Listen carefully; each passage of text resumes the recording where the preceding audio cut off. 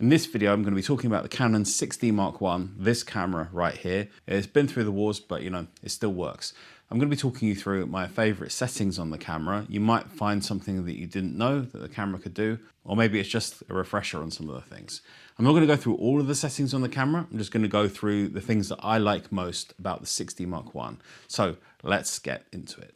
Okay, looking around the outside of the camera, the first thing I want to look at with you guys is there is actually a programmable button under here. And it might seem to you as well when you look at the placement that it's not in a particularly good position.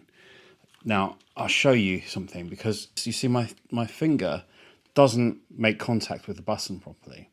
But the way this is supposed to be used is that you hold it and it's the other hand, so you're holding it like this, and it's your finger on your left hand that is actually making contact with it. So you can use your index finger here, or if you're using a larger lens, you would use this finger to press the button. So you'd use this finger to press the button here, like that. So you're holding the camera like this and then pressing from the underside. It's not a button to use with your right hand. This is a left hand button, and I think that makes it make more sense. So I'm going to show you how to configure that and what I set it to, and some of the other controls as well on the camera now. Right, so to configure that control button on the bottom, we go over to this icon, which is last but one.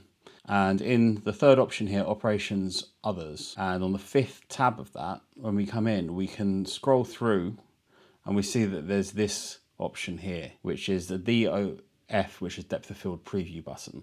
And what I set it to, you've got a whole bunch of options which you can set it to, but I set it to one shot and AI servo. So most of the time when I'm using the camera, I'm using it in one shot mode, so the focus isn't tracking my subject.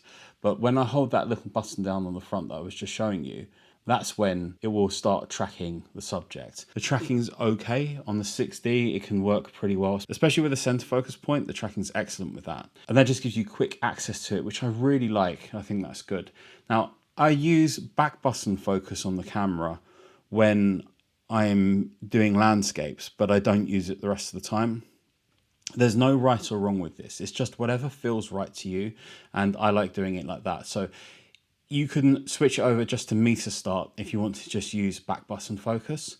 And if you want to use the shutter button as focus as well as the shutter button, then leave it on this one, which is meter and AF start.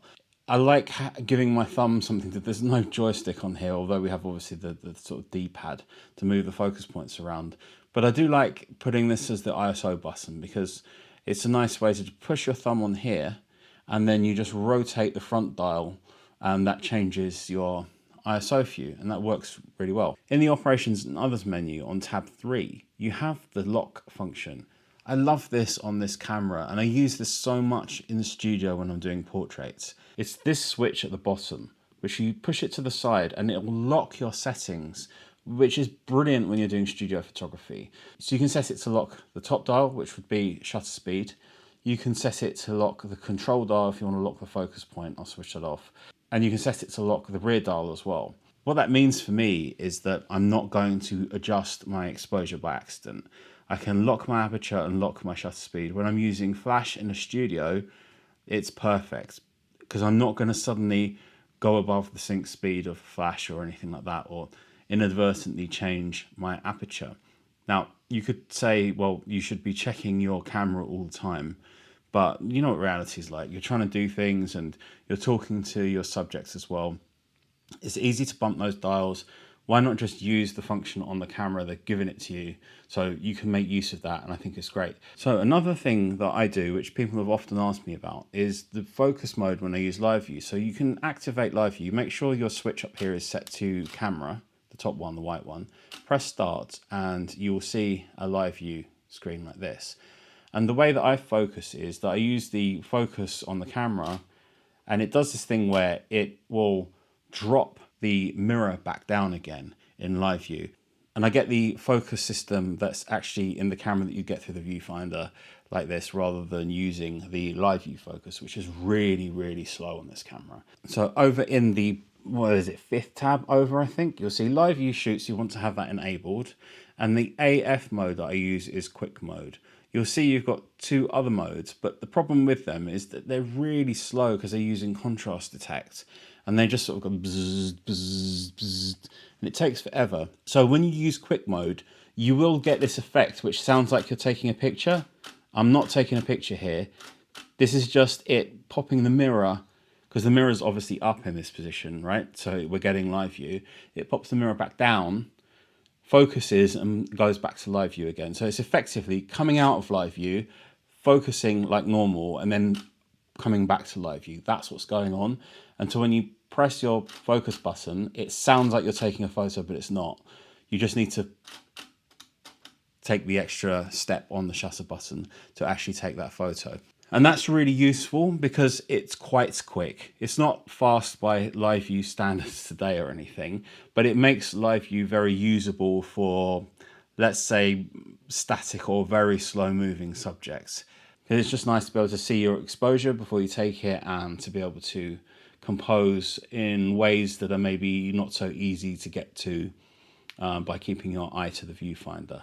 Okay, another setting I'm going to show you is in the white balance shift in the camera. Now, obviously you can set it yourself in your editing software, but it is nice that it comes in loaded, just kind of with this in the camera when you're taking your pictures. And it's that I move the exposure here to A1M1, so it's one step to the right and one step down, and I think it just gives an even better sort of white balance, which is really nice. I really like it. You don't have to do this, it's just something that I like. And the next setting that I want to show you is in the My menu up here. I really like to have ISO speed settings here. So if you're using aperture priority with auto ISO, you can go into My menu, go into ISO speed settings, and adjust your minimum shutter speed easily and quickly. Unfortunately, doesn't have the range of settings available to it on, say, a Nikon camera, where you can set any shutter speed that the camera's capable of, I think, near enough. But you get 1/3 of a stop increments on Nikons, which is better. But at least you have some options available here. And the way that you add this in, because I want to have easy, quick access to this. So the way that you register things in here is you go over to the My menu, which is the Start tab at the end. Go to My menu settings, which is, the option that will be there, and come down the list. Then go into Register to My menu, and then scroll down. This is basically allowing you to go through the entire menu in one list on the camera, and ISO speed settings, you'll just select that and register that to My menu. So you've got an easy way to get to it. And the other thing I do is there's no dedicated white balance button on the outside of the camera, but you do have the Q menu here. And whether you're using it in live view or just from this position here, you do have very quick access to auto white balance or white balance changes, and you can change them pretty easily. So I do like to change my white balances quite often. I've made a video about that. I'll link that here for you as well if you want to see how I use white balance. But it's nice to be able to at least get to it relatively quickly without having to go into the menu, because I always find that once you get into the whole menu system, it just feels like a bit more sort of involved and so on. Whereas if you're trying to work quickly, being able to hit the Q menu and do that, change the white balance nice and easy, is really good. And the other thing I do from the Q menu here is if I want to bracket, I'll often do it from here because it's so easy to get to.